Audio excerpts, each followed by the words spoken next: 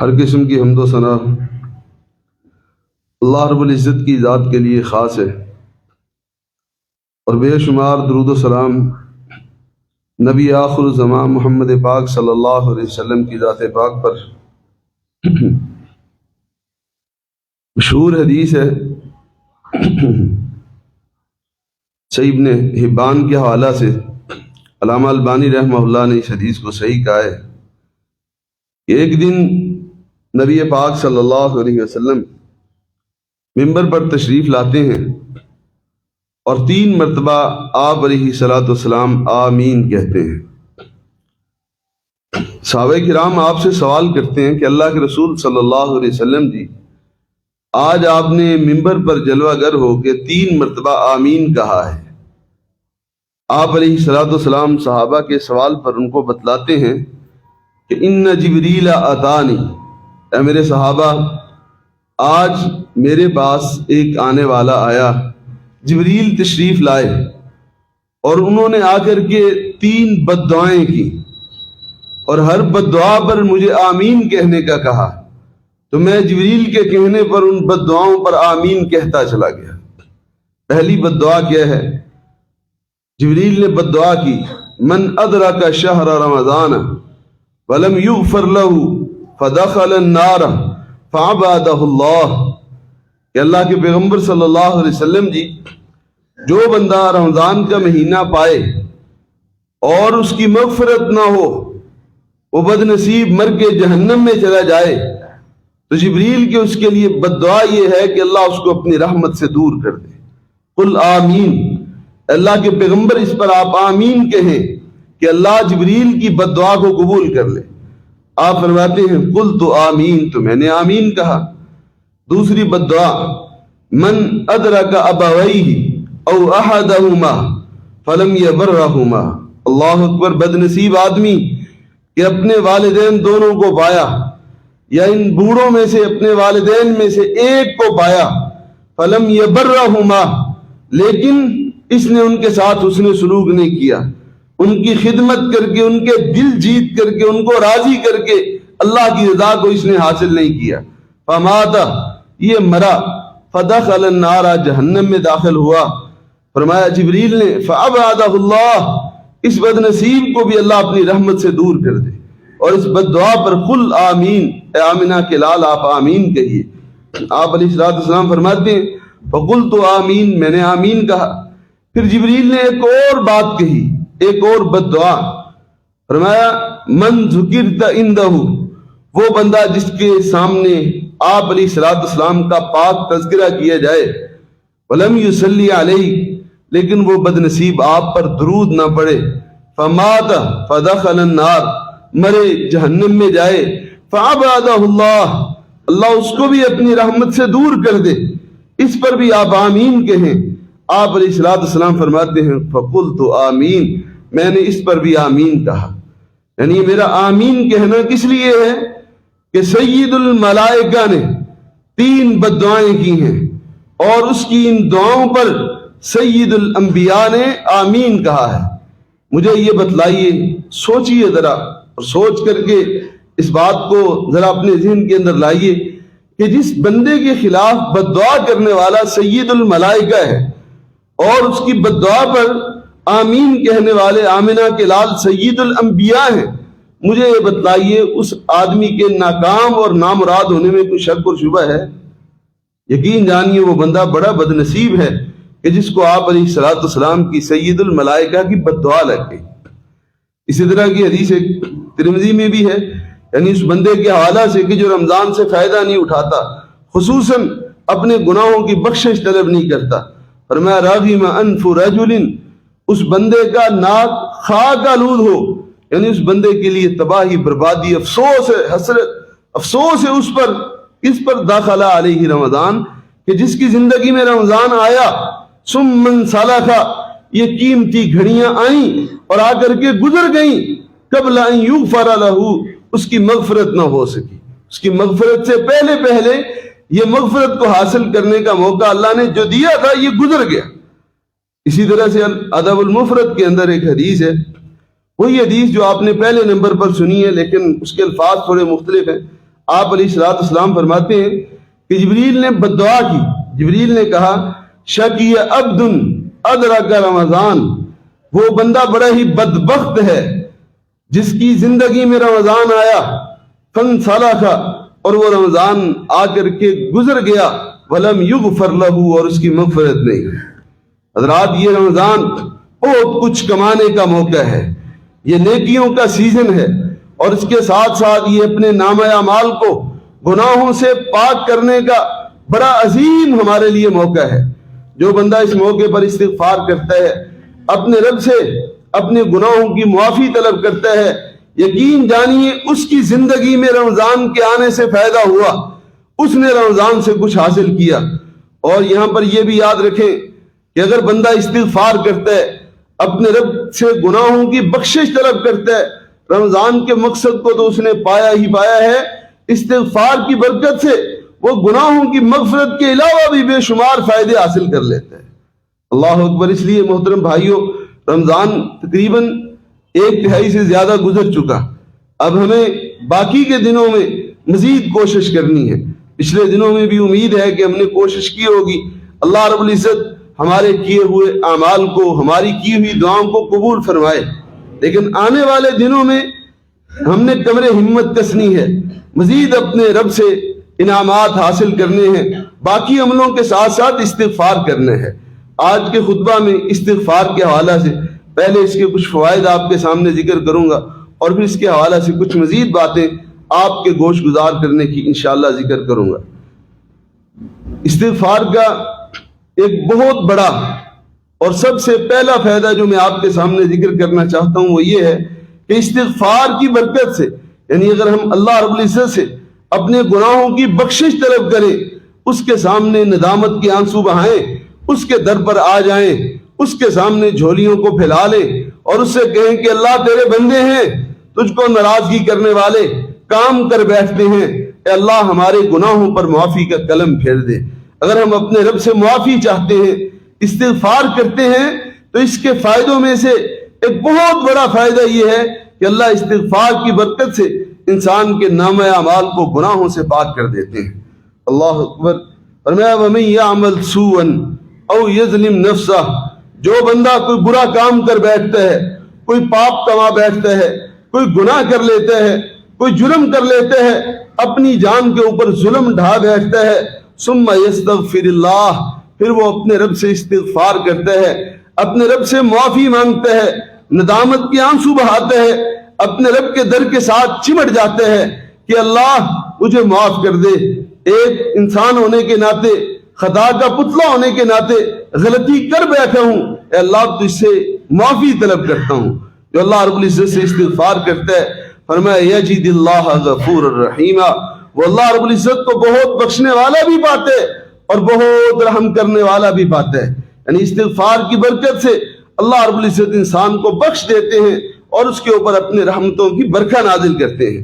اسی طرح کی ایک حدیث ابن ماجہ کے اندر حضرت ابو ہریرہ رضی اللہ تعالیٰ عنہ روایت کرتے ہیں کہ امتیو، تمہارے پیغمبر صلی اللہ علیہ وسلم نے، آقا مدنی نے تمہیں بہت بڑی بشارت سنائی ہے.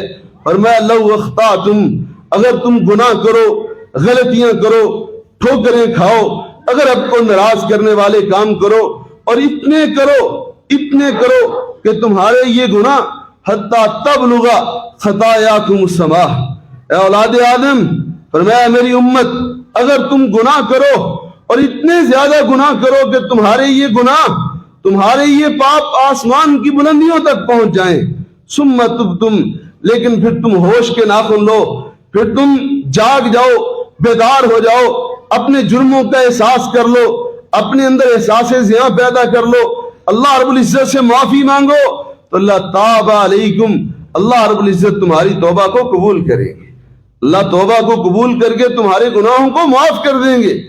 تو استغفار کا ایک فائدہ کیا ہوتا ہے کہ اس کی برکت سے، توبہ کی برکت سے اللہ رب العزت گناہوں کو معاف کر دیا کرتے ہیں. استغفار اور توبہ کا ایک اور بہت بڑا فائدہ یہ ہے، فرمایا ان اللہ یحب التوابین، اللہ رب العزت توبہ کرنے والوں کے ساتھ محبت اور پیار کرتے ہیں. توبہ کرنے والوں کے ساتھ اللہ رب العزت کو محبت ہے اور یقین جانیے اللہ رب العزت کی محبت یہ دنیا اور آخرت کی ہر خیر کی کنجی ہے. جس کو اللہ کی محبت مل گئی نا اس کے کامیاب ہونے کے اندر کسی قسم کا کوئی شک ہو ہی نہیں سکتا. اور توبہ ایسا عمل ہے, اللہ سے گناہوں کی معافی مانگنا ایسا عمل ہے کہ جس کی وجہ سے اللہ رب العزت انسان کو اپنا محبوب بنا لیتے ہیں. اسی طرح سے انسان کے لیے جو سب سے بڑی کامیابی ہے وہ ہے جنت میں داخل ہو جانا. جنت میں داخل ہو جانا یہ بہت بڑی کامیابی ہے, اور استغفار کی برکت سے اللہ رب العزت انسان کو یہ نعمت اور یہ کامیابی بھی دے دیتے ہیں. فرمایا الا من آمن وعمل صالحا, الا من تاب وآمن وعمل صالحا, وہ لوگ کہ جو گناہ کو کرنے کے بعد توبہ کر لیتے ہیں, ایمان لے آتے ہیں, اعمال صالحہ کرتے ہیں. فرمایا فاولئک يدخلون الجنہ, یہ لوگ اللہ رب العزت کی جنت میں داخل ہوں گے. اسی طرح سے سید الاستغفار کے نام سے ایک وظیفہ ہے, آپ لوگوں کو اس کا علم ہوگا, نہیں علم تو دعاؤں کی ہر کتاب کے اندر یہ وظیفہ موجود ہے. سید الاستغفار, استغفار کا سردار, یہ وظیفہ پڑھنے, ایک وظیفہ پڑھنے کی فضیلت. فرمایا جو بندہ اس وظیفے کے ذریعہ سے, سید الاستغفار کے ذریعہ سے صبح کے وقت اللہ رب العزت سے اپنے گناہوں کی معافی مانگتا ہے, وہ بندہ اگر رات تک مر جائے تو اللہ اس کو جنت دے دیتے ہیں. اور اگر کوئی سید الاستغفار شام کو پڑھتا ہے, صبح تک مر جاتا ہے, تو اس کی برکت سے اللہ رب العزت اس کو اپنی جنت عطا کر دیتے ہیں. اللہ اکبر. اسی طرح سے استغفار کی ایک بہت بڑی فضیلت, استغفار کے ذریعے سے انسان کا نامہ اعمال, اس کا نامہ اعمال چمک اٹھتا ہے, روشن ہو جاتا ہے, بہترین بن جاتا ہے, ایسا کہ جو کل قیامت کے دن پھر اس کو دائیں ہاتھ میں دیا جائے گا. یعنی اگر بندہ اپنے نامہ اعمال کو دائیں ہاتھ میں لینا چاہتا ہے اور چاہتا ہے کہ میں ان لوگوں میں آ جاؤں کہ جن کو کل ان کا نامہ اعمال دیا جائے گا, تو وہ کھلکھلا اٹھیں گے, خوش ہو جائیں گے, اور اپنی خوشی لوگوں کو بھی بتاتے پھریں گے, آوازیں لگائیں گے, ہاں امقرؤ کتابیہ, لوگوں دنیا میں تم مجھے حقیر سمجھتے تھے, یہ دیکھو میں نے اپنے نامہ اعمال کو اللہ کی توفیق سے کیسے مرتب کروایا تھا, آؤ آج ذرا میرے نامہ اعمال کو پڑھ کر کے تو دیکھو. اگر نامہ اعمال کی بہتری چاہتے ہیں تو اس کے لیے بھی استغفار ضروری ہے. فرمایا توبہ, خوشخبری ہے, خوش بختی ہے, لمن, اس بندے کے لیے, واجد فی صحیفتہ استغفارا کثیرا, جس بندے نے اپنے نامہ اعمال کے اندر بہت زیادہ استغفار اکٹھا کیا ہوا ہے. فرمایا اس بندے کے لیے خوش بختی ہے, اس بندے کے لیے خوشخبری ہے. ایسے ہی مجموع الزوائد کے حوالے سے ایک حدیث ہے, آپ علیہ الصلوۃ والسلام نے فرمایا من احب ان تسرہ صحیفتہ فلیکثر فیہا من الاستغفار, جو بندہ یہ چاہتا ہے نا کہ کل قیامت کے دن جب وہ اپنے نامہ اعمال کو دیکھے تو اس کی آنکھیں ٹھنڈی ہو جائیں, جو اپنے نامہ اعمال کو لینے کے بعد خوش ہونا چاہتے, جو یہ چاہتا ہے کہ میرا نامہ اعمال مجھے خوش کر دے, اس کو چاہیے کہ وہ اپنے نامہ اعمال کے اندر کثرت کے ساتھ استغفار لکھوا لے. اللہ اکبر. ابو داؤد کی ایک حدیث ہے, اس میں نبی پاک علیہ الصلوۃ والسلام نے ایک ہی جگہ پر استغفار کے 3 فائدے بیان کیے, اور یہ بہت بڑے بڑے فائدے ہیں. فرمایا من لزم الاستغفار, جو بندہ استغفار کو لازم پکڑ لیتا ہے, استغفار کو اپنی زندگی میں لے آتا ہے, اپنے اللہ کے ساتھ صلح کرنے کو, اللہ کو منانے کو اپنا مشن بنا لیتا ہے, جعل اللہ لہ من کل ضیق مخرجا, اس استغفار کرنے والے بندے کو پہلا انعام اللہ تعالیٰ یہ دیتے ہیں کہ اللہ اس کے لیے ہر الجھن سے, ہر تنگی سے, ہر پریشانی سے نکلنے کی راہ بنا دیتے ہیں.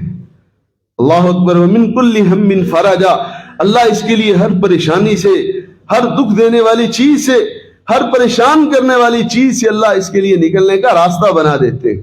وَرَزَقَهُ مِنْ حَيْثُ لَا يَحْتَسِبُ, آج اس مادہ پرستی کے دور میں رزق ہمارا بہت بڑا مسئلہ ہے. رزق انسان کی ضرورت تو ہر دور میں ہی رہی ہے, یہ ضرورت اللہ رب العزت نے انسان کے ساتھ لگائی ہے. ضرورت کی حد تک رزق حاصل کرنا, کمانا کوئی حرج نہیں ہے اس میں, لیکن ہم افراد تفرید کا جو شکار ہو جاتے ہیں, بس اوقات رزق کی تلاش میں ہم رازق کو بھول جاتے ہیں, رزق کی تلاش کے اندر اللہ رب العزت کو بھول جاتے ہیں, رزق دینے والے کو بھول جاتے ہیں. تو فرمایا اگر یہ رزق کا مسئلہ حل کرنا ہے نا تو اس کے لیے بھی عمل یہی ہے کہ جو استغفار کو لازم کر لیتے ہیں، رزقہ من حیث لا یحتسب، اللہ اس کو وہاں سے رزق دیتے ہیں کہ جہاں سے رزق ملنے کا اس کو گمان بھی نہیں ہوتا۔ اللہ اکبر۔ اسی طرح سے استغفار کے مزید فوائد، امام حسن بصری رحمہ اللہ ایک بڑی شخصیت گزرے ہیں، ان کے پاس ایک آنے والا آتا ہے اور آ کر کے ان کو اپنا مسئلہ بتلاتا ہے، کہتے ہیں امام صاحب بارش کا فقدان ہے، بارشیں بند ہیں، قحط سالی ہے، کوئی وظیفہ بتلائیے کہ جس کے ذریعہ سے اللہ رب العزت اس آزمائش سے، اس مشکل سے چھٹکارا عطا فرما دے۔ امام حسن اس کو کہتے ہیں اللہ کے بندے استغفار کرو۔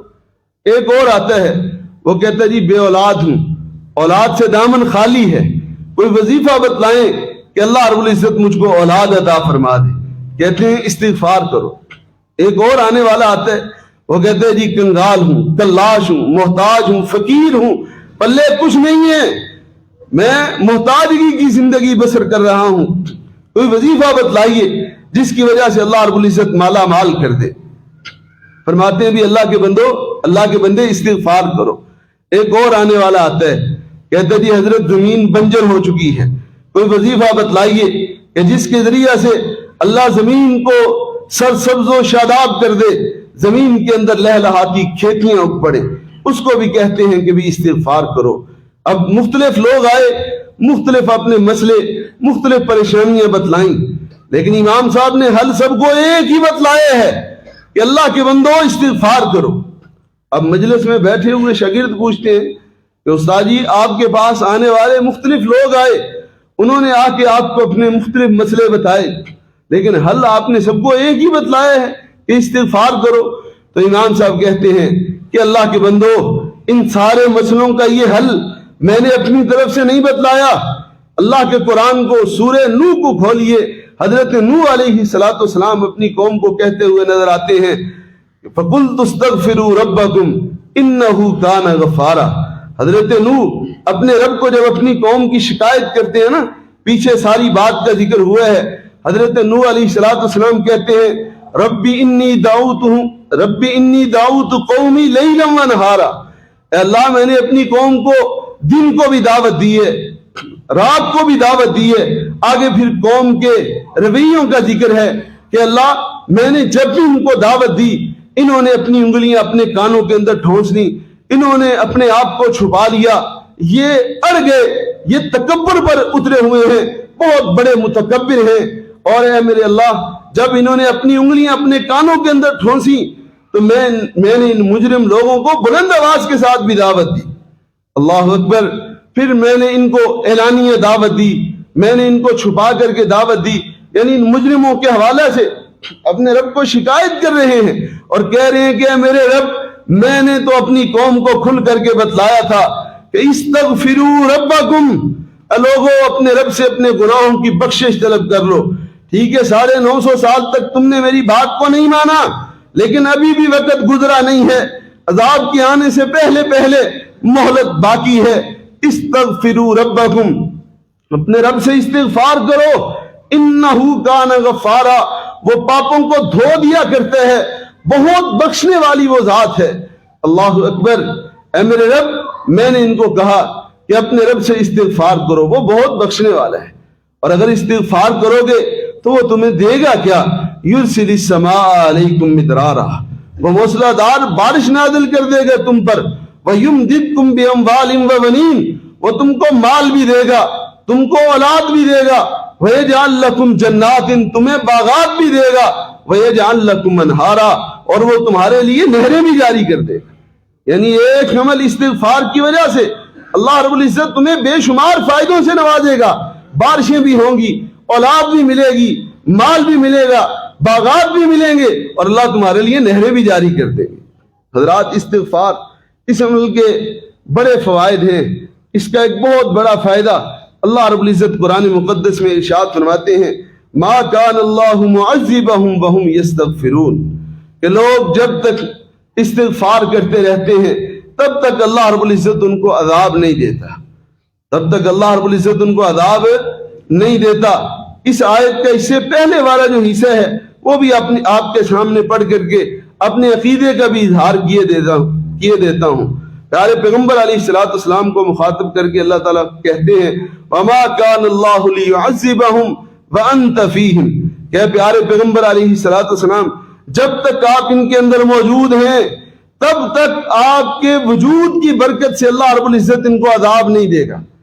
ہم پر فتوے تو لگتے ہیں، گستاخی کے فتوے بھی لگتے ہیں، اور بھی بہت کچھ کہا جاتا ہے، لیکن کہنے والے اپنی باتوں کے خود ذمہ دار ہیں۔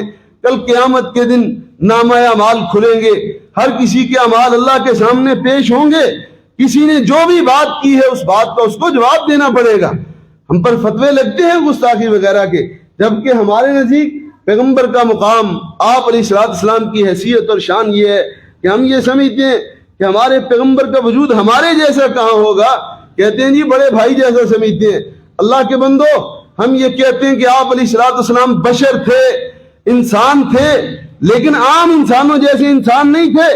ان کی انسانیت کا حال تو یہ ہے، ان کے وجود کی برکات کا عالم تو یہ ہے کہ جب تک وہ کسی قوم میں موجود ہیں اللہ رب العزت اس قوم کے جرموں کے باوجود بھی اس قوم کو عذاب نہیں دیتا۔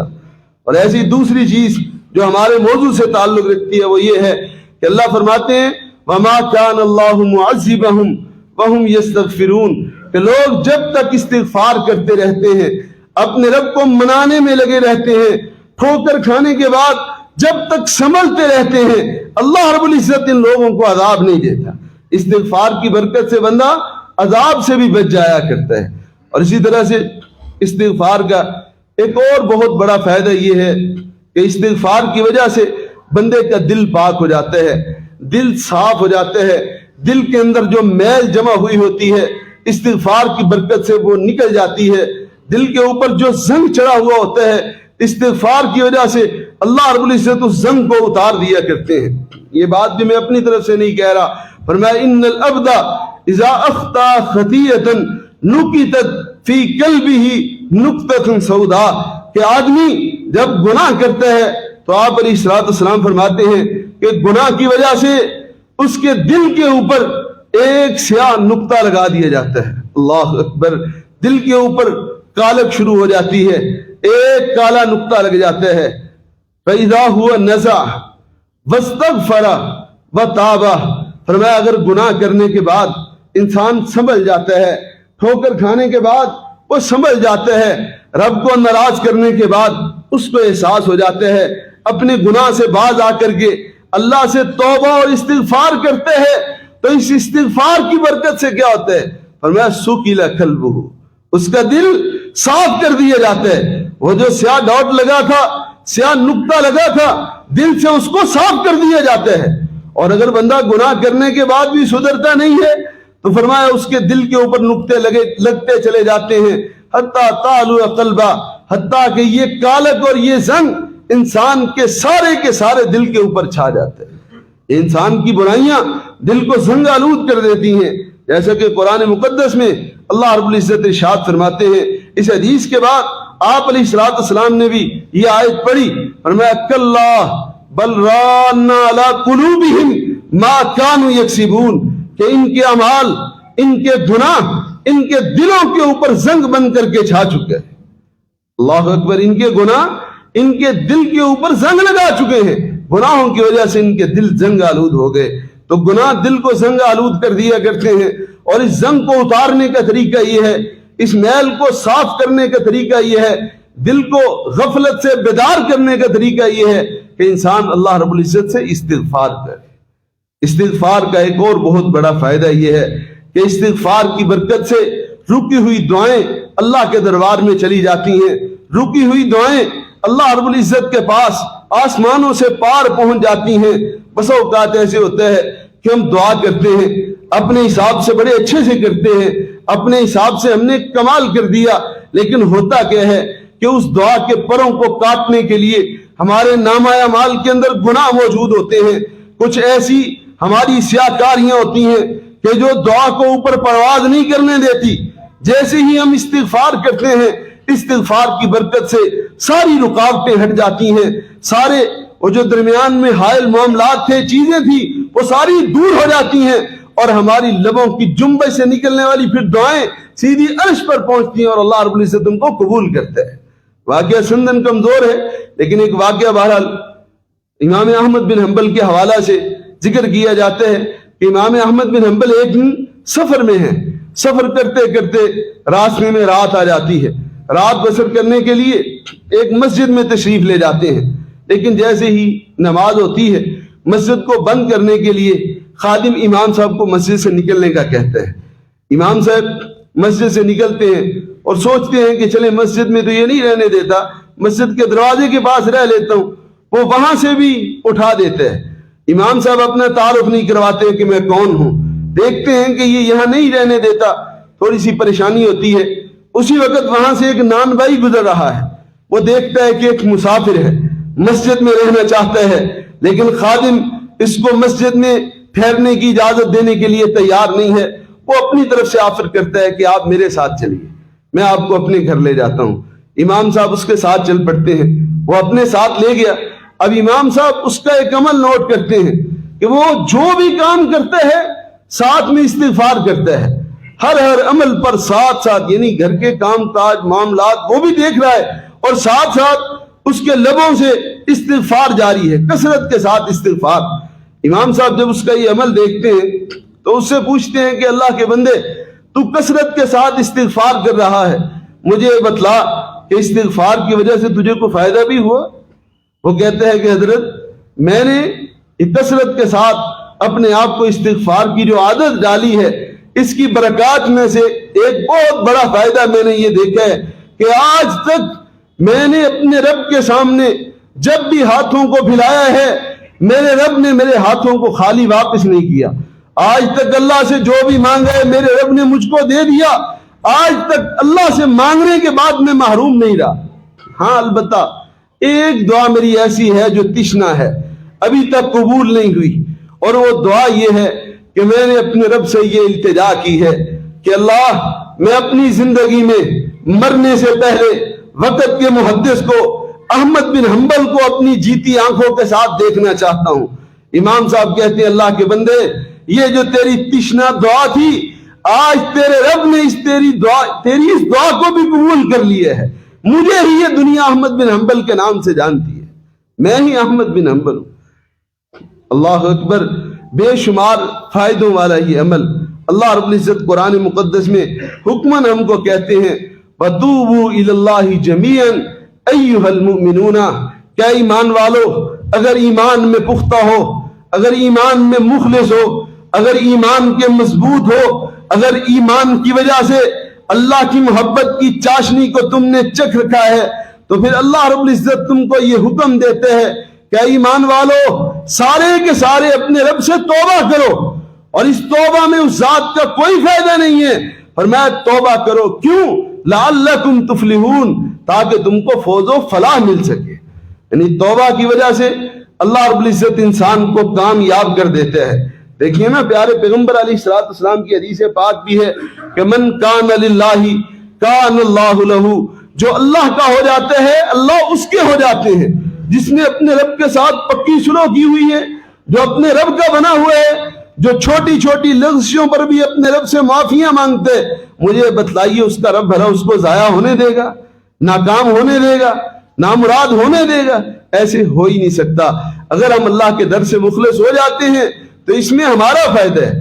اور اگلی بات جو آپ کے سامنے ذکر کرنا چاہتا ہوں وہ یہ ہے کہ یہ استغفار کوئی چھوٹا عمل نہیں ہے، کیونکہ یہ استغفار وہ وظیفہ ہے کہ جس کے یہ فوائد و ثمرات کچھ میں نے بیان کیے، اس کے علاوہ بھی بہت سارے اس کے فائدے، یہ فوائد بھی اس کے اپنی جگہ پر ہیں، اور یہ عظیم لوگوں کا شیوہ ہے۔ قرآن مقدس کو اٹھائیے، کہیں پر آپ کو حضرت آدم اللہ سے استغفار کرتے ہوئے نظر آتے ہیں، کہیں پر حضرت صالح، حضرت شعیب، حضرت موسیٰ استغفار کرتے ہوئے اپنی امتوں کو استغفار کا پیغام دیتے ہوئے نظر آتے ہیں۔ اور تو اور اس دنیا میں ایک ایسی ہستی بھی آئی ہے جس کے نامہ اعمال کو میرے رب نے گناہوں سے پاک کر دیا۔ میں کہا کرتا ہوں، میرا اپنے پیغمبر کے متعلق یہ عقیدہ ہے کہ رب کعبہ کی قسم کہ گناہوں کے اندر یہ ہمت تو ہو ہی نہیں سکتی کہ وہ آپ کے نامہ اعمال کے اندر آئے، گناہوں کے اندر اتنی ہمت بھی نہیں تھی۔ کہ وہ میرے پیغمبر کے نام اعمال کے قریب بھی آتے. وہ ہستی کہ جس کو اللہ رب العزت نے بخش دیا, جس کے پاس بڑے بڑے منصب ہیں, اعزازات ہیں, اس کا حال بھی یہ ہے. پیارے پیغمبر اپنی امت کو تعلیم دیتے ہیں, یا ایھا الناس توبوا الی اللہ, اے اللہ کے بندو اللہ کی طرف رجوع کرو, اللہ کے در کی طرف پلٹ آؤ, اللہ رب العزت سے معافی مانگو. اور آپ علیہ الصلوۃ والسلام اپنے متعلق فرماتے ہیں کہ گناہوں سے بخشا ہوا ہونے کے باوجود, گناہوں سے پاک ہونے کے باوجود, فإنی اتوب فی اليوم 100 مرہ, گناہوں سے پاک ہونے کے باوجود میں ایک ایک دن کے اندر 100 بار اپنے رب سے توبہ کرتا ہوں.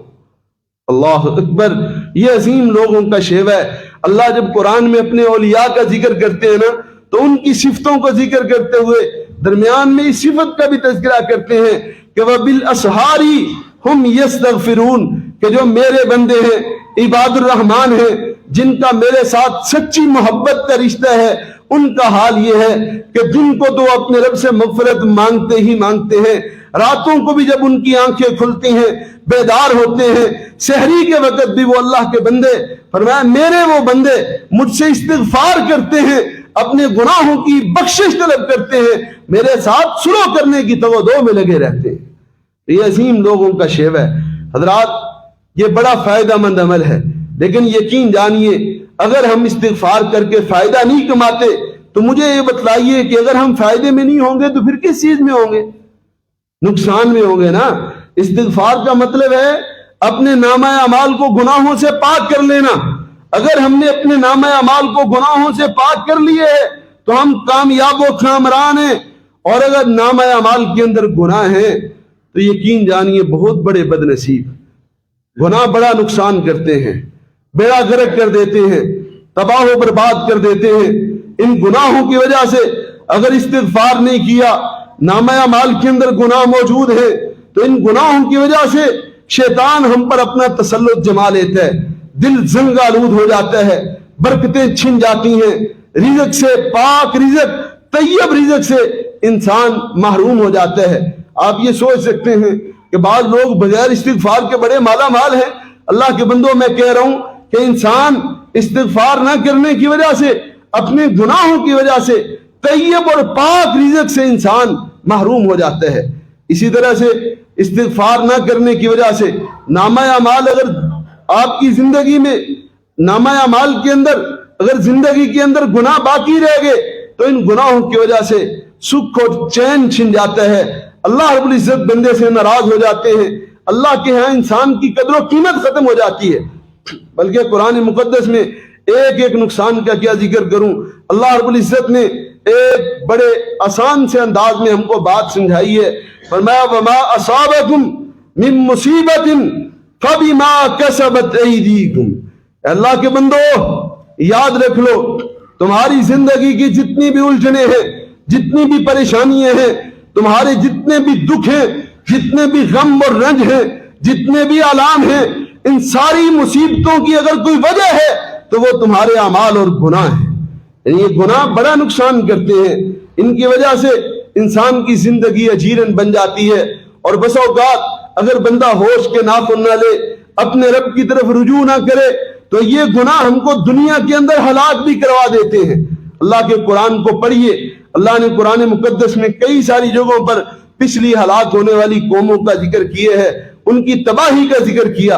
اور ایک جگہ پر اللہ رب العزت ارشاد فرماتے ہیں فَكُلًّا أَخَذْنَا بِذَنبِهِ, کہ یہ جتنی بھی قومیں ہلاک ہوئیں, پکڑی گئیں, ان سب کی سب قوموں کو ہم نے ان کے گناہوں کی وجہ سے پکڑا ہے. جتنے بھی لوگ ہلاک ہوئے, آج تک صفحہ ہستی سے مٹائے گئے, نیست و نابود ہوئے, ان کے ہلاک ہونے کی وجہ یہی تھی کہ وہ گناہ کیا کرتے. اللہ کے قرآن کو پڑھیے, قرآن بڑی وضاحت اور صراحت کے ساتھ یہ بات ہمیں بتلاتا ہے کہ اللہ کے بندو, اگر اللہ رب العزت نے قوم عاد کو اپنی ہوا کے ذریعہ سے تباہ و برباد کر دیا, ہوا نے اگر ان کو زمین پر پٹک پٹک کر کے مارا, اگر اللہ نے ان کو اس طرح سے ہلاک کیے ہے تو وجہ ان کے گناہ تھے. اگر اللہ رب العزت کے حکم سے ایک تیز چیخ کے ذریعہ سے قوم سمود کے کلیجوں کو پھاڑ دیا گیا تو اس کی وجہ ان کے گناہ تھے. اگر اللہ رب العزت نے قوم عاد کی بستی کو اٹھا کر کے زمین سے اٹھا کر کے بلندیوں پر لے جا کر کے پٹک کر کے زمین پر مارا تو وجہ اس کی ان کے گناہ تھے. اگر قوم نوح کو، اگر فرعون اور اس کے لشکر کو پانیوں کے اندر ڈبو دیا گیا تو وجہ اس کی ان کے گناہ تھے. اگر اللہ رب العزت نے قارون کو اس کے خزانوں سمیت زمین کے اندر دھنسا دیا تو وجہ اس کی کوئی اور نہیں بلکہ اس کی وجہ اس کے گناہ تھے. اللہ اکبر. یہ گناہ انسان کو اس دنیا میں ناکام کر دیتے ہیں، نامراد کر دیتے ہیں. گناہوں کی وجہ سے انسان ہلاکت سے دوچار ہو جاتے ہیں. اور پھر اگر گناہوں کی وجہ سے بندہ پکڑا گیا، اگر عذاب آیا، دنیا سے مٹا دیا گیا تو یاد رکھیے یہاں پر بات ختم نہیں ہونی ہے. گناہوں کی نحوست آگے بھی چلے گی. یہ دنیا میں ناکام کرنے کے ساتھ ساتھ آخرت میں بھی تباہ کریں گے. اللہ فرماتے ہیں ان الفجار لفی جہیم. آج گناہ کرتے ہوئے کوئی فکر نہیں ہے، دل کے اوپر غفلت کے پردے چڑھے ہوئے، آج احساس نہیں ہے، سمجھتے ہیں کہ گناہ کرنے سے کچھ بھی نہیں ہوتا. جیسے کہ آپ علیہ السلام نے فرمایا ان الفاجر، یعنی پہلے مومن کی بات کی ہے، ان المؤمن یرا ذنوبہ کانہ قائد تحت جبل یخاف ان یقع علیہ. مومن کا حال یہ ہوتا ہے کہ گناہ کرنے کے بعد اس کو ہر ٹائم ڈر لگا رہتا ہے کہ اللہ مجھے پکڑ نہ لے. وہ ایسے سمجھتے ہیں کہ جیسے وہ پہاڑ کے نیچے بیٹھا ہوا ہے اور وہ پہاڑ کسی بھی وقت اس کے اوپر گر سکتا ہے. جبکہ فاجر ان الفاجر یرا ذنوبہ کذباب مر علی انفہ فقال به ہکذا. جو فاجر ہوتا ہے وہ گناہ کرنے کے بعد بالکل بھی کوئی احساس نہیں کرتا. اس کے نزدیک گناہ ایسے ہی ہے کہ جیسے مکھی ناک کے پاس سے گزری اور اس نے اس طرح سے کر کے اس کو اڑا دیا. آج بہت سارے لوگوں کا اللہ کا رزق کھانے، اللہ کی زمین پر بسنے کے باوجود بھی حال یہ ہے کہ گناہ کرتے ہوئے احساس نہیں ہے. فرمایا دنیا میں غفلت کے اندر ڈوبا ہوا انسان اللہ کے پیغام پر غور کرے. فرمایا ان الفجار لفی جہیم. کہ جو گناہ گار ہیں گناہوں کو ہلکا نہ لے، یہ گناہوں کی وجہ سے جہنم کے اندر داخل ہو. اگر اب سمجھتے ہو نا کہ ہم نے کسی گناہ گار کو جہنم میں جاتے ہوئے نہیں دیکھا تو ابھی تو جہنم میں جانے کی بات ہی نہیں آئی. فرمایا یصلونھا یوم الدین. قیامت کے دن تو آنے دو، کھلی آنکھوں کے ساتھ دیکھو گے کہ گناہ گاروں کو اللہ جہنم میں ڈالے گا اور جہنم میں جانے کے بعد ما ہم انہا بغائبین. یہ پھر وہاں سے نکل نہیں سکیں گے، نہ ان کو نکلنے دیا جائے گا، نہ یہ وہاں سے نکل سکیں گے. گناہ ان کو پکڑوائیں گے اور ہمیشہ ہمیش کے لیے جہنم کا ایندھن بن کر کے رہ جائیں گے. اللہ رب العزت سے دعا ہے کہ اللہ مغفرت کے اس سیزن میں، مغفرت کے اس موسم کے اندر، مغفرت کے اس مہینے میں اللہ کثرت کے ساتھ ہمیں استغفار کرنے کی، اپنے گناہوں کو بخشوانے کی اللہ ہمیں توفیق عطا فرمائے تاکہ ہم گناہوں کے نقصان سے بچ جائیں اور استغفار کرنے کی وجہ سے تاکہ ہم استغفار کے فوائد و ثمرات کو سمیٹ سکیں. وما علیہ الا البلاغ.